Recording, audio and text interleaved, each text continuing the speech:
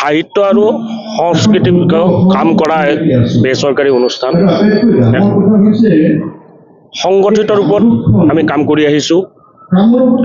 ইতিমধ্যে সাহিত্য সংস্কৃতি বিকাশ গোষ্ঠীয়ে নিজাববীয়াকৈ বহুকেইখন গ্ৰন্থ প্ৰকাশ কৰিছে।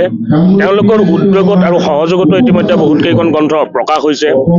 আজি এই প্ৰতিষ্ঠা দিৱসতো গোষ্ঠীৰ সম্পাদনাত এখন প্ৰবন্ধ সংকলন জনপ্ৰিয় কবি কিশোৰ কুমাৰ কলিতাৰ ক'ত সামৰি থম হেঁপাহৰ ৰ'দ কাজলি কাব্যগ্ৰন্থ, জ্যেষ্ঠ কবি মালব্য মালিৰ অনুভৱৰ মালিতা আৰু মোৰ নিজৰ শ্মশান যাত্ৰাৰ সময়ত কি থৈ যাম তোমালৈ, এই গ্ৰন্থকেইখন ইয়াত উন্মোচন হৈছে।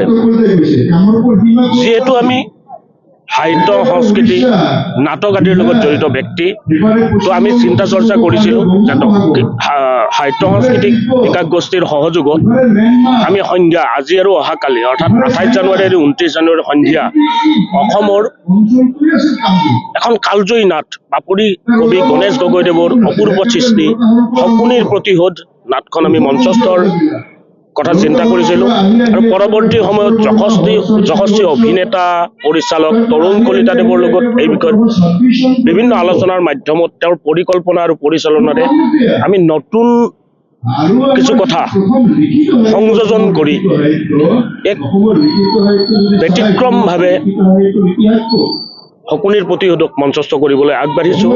যথেষ্ট ব্যয়বহুল অপেচাদাৰী যি নাটধাৰা তাত যথেষ্ট ব্যয়বহুল প্ৰযোজনাৰে পাঞ্চজন্য গোষ্ঠীয়ে ইয়াক প্ৰযোজনা কৰিছে। তো আমি আশা কৰোঁ যে মানুহে এটা নতুন টেষ্ট পাব, মানুহে এটা অন্য আমি সচৰাচৰ যি ধাৰাত আমি নাট উপভোগ কৰি আছোঁ তাৰ পৰা ব্যতিক্ৰম এক সোৱাদ পাব বুলি আমি আশা কৰিছোঁ। সেয়েহে আমি এই বৃহৎ এক প্ৰস্তুতিৰ জৰিয়তে আমি আগবাঢ়িছোঁ। গ্ৰন্থ আজি উন্মোচন হৈছে। গ্ৰন্থ উন্মোচন হোৱাটো এখন সমাজৰ কাৰণে শুভ লক্ষণ, গ্ৰন্থ উন্মোচন হোৱাটো।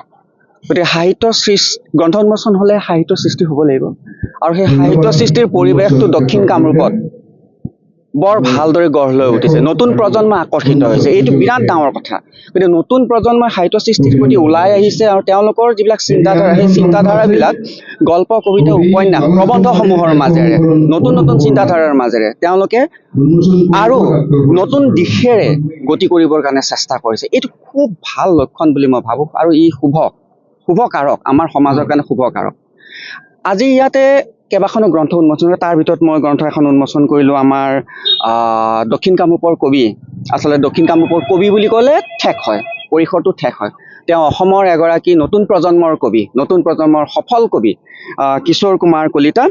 তেওঁৰ কাব্যগ্ৰন্থ ক'ত সামৰি থম হেঁপাহৰ ৰ'দ কাচলি। মই কৈছোঁৱেই আজি যে কিশোৰ কুমাৰ কলিতা অসমৰ এগৰাকী নতুন প্ৰজন্মৰ এগৰাকী শক্তিশালী কবি।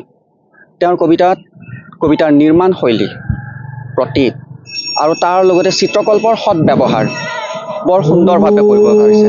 গতিকে তেওঁৰ যে সাধনা যে আছে সেই কথাটো মই উপলব্ধি কৰিছোঁ, আৰু সাধনা আছে কাৰণে তেওঁ সফল হ'ব পাৰিছে। নতুন প্ৰজন্মই ভাবোঁ যে তেওঁৰ পৰা যথেষ্টখিনি শিকিব পাৰে। তাৰ উপৰিও আৰু এটা উল্লেখযোগ্য কথা যে আমাৰ ইয়াত তেওঁ এগৰাকী সফল উপন্যাসিকো।